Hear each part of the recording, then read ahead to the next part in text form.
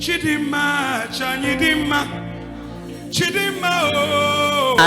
being our impartation service as we're celebrating Glamour TV 1 year. Tell us, how was the service today as Chris Morgan was ministering? It was powerful and it was awesome. I enjoyed the service. It was so wonderful. It was so blessed. For a very long time, for years, I've been hearing about Chris Morgan, and I was opportune to see him today, and it was so marvelous, and I love it. I would say the service was great. I love the service. Like, God really worked here today.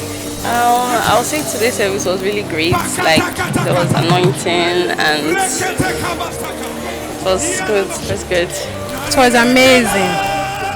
That's just the word, amazing. It was wonderful. Like, the power of God moved greatly in today's service. I enjoyed it.